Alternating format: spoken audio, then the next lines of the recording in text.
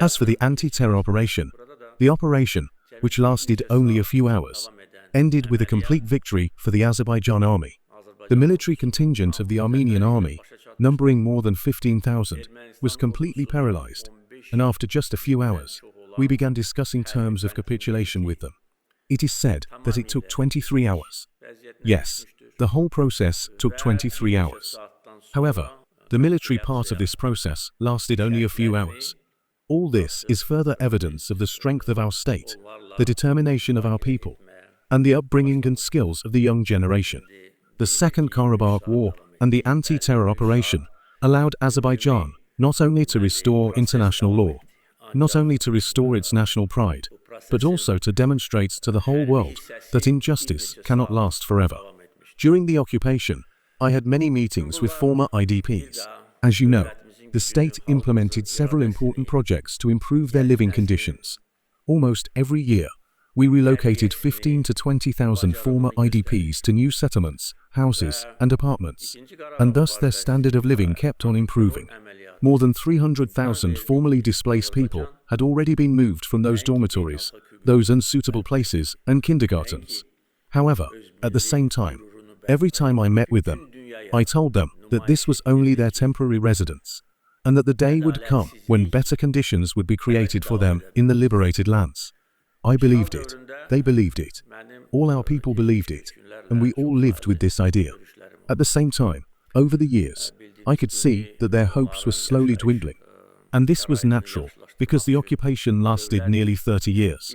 Thousands, tens of thousands of former IDPs did not live to this day of victory. They passed away. Of course, when analyzing the processes going on in the world, the current injustices, the failure of international law, the great powers backing Armenia, when analyzing all this, the geopolitical situation, some people could have thought that we had to live under this occupation forever. We have shattered all these theses and all these paradigms.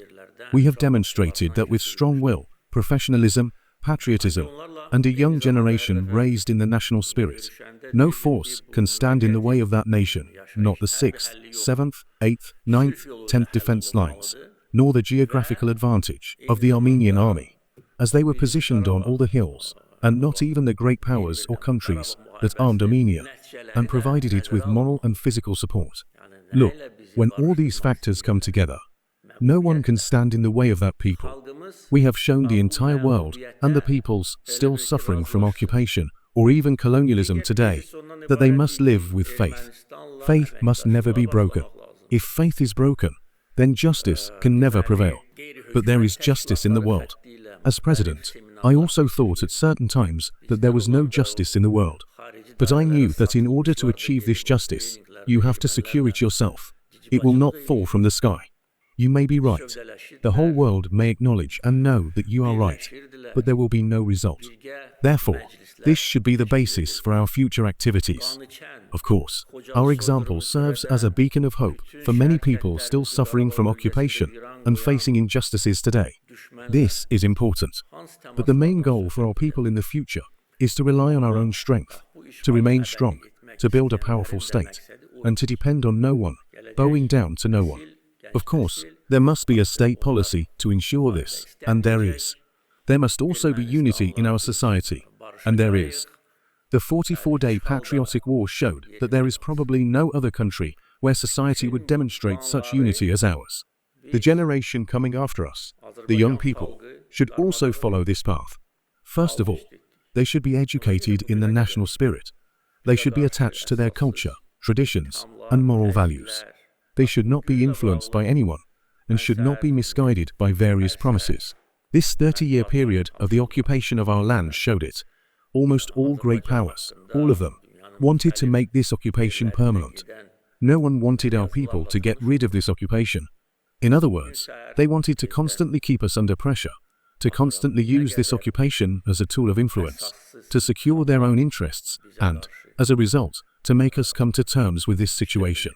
During the occupation, visitors from different capitals repeatedly said that there was no military solution to this issue, to this conflict. You may also remember that there was a thesis. There is no military solution to this conflict. and that it should be solved peacefully. At the same time, it was not called the First Karabakh at that time.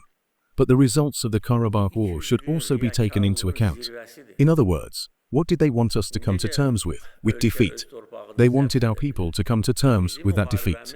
Another thesis was that it was necessary to start cooperating with Armenia. Various seminars were held through non-governmental organizations. Certain people among us sold themselves to foreign circles, attended those trainings and mingled with Armenians, made deals, united and organized joint meetings with them.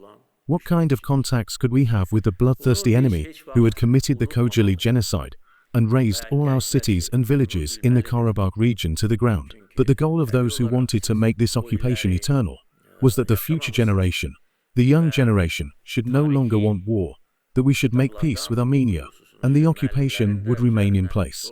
We, the people of Azerbaijan, crushed all these plans. We overturned them. This is exactly why we have come under pressure to this day. Every morning, I review the media, including the articles about Azerbaijan published in different parts of the world. Early this morning, I see again how many baseless accusations are leveled against us. Politicians and officials of various Western countries, official representatives of some countries, make unacceptable statements that Azerbaijan has allegedly occupied Karabakh. This is the peak of hypocrisy. How can a country occupy its own land? Our war was a war of liberation. In other words, those saying this, those making these accusations against us know this perfectly very well. Simply put, double standards, hypocrisy, Islamophobia, and hostility towards our people. We must never forget this, and the younger generation must remember this. Because, of course, you did not live in those years and read about that period from history books. Therefore, teachers in both secondary schools and universities have a great responsibility on their shoulders. I would like to specifically mention our teachers and their work today, because they have played a huge role in educating our youth in the spirit of patriotism. And they are still playing this role today. There are two sources of education, family and teacher. Fortunately, family values prevail in Azerbaijan, and this should always be the case. This stems from our traditions. At the same time, in some Western countries, family values have completely deformed, and all of us are rightly disgusted about that. Therefore, family values and family education should be protected in the first place. Let me say again that teachers are working hard and effectively to improve the knowledge of children and young people, and, at the same time, to educate them in the spirit of patriotism. The Second Karabakh War showed this. Young people who had never seen Karabakh were prepared to die for it. They were ready to die. They were martyred. They were injured. And yet they did not stop and secured this victory. Many of our servicemen placed in military hospitals were asking the doctors, "Put me back on my feet as soon as possible, and let me go back to the war again." There were many of them. After treatment, lightly wounded servicemen volunteered to the war zone.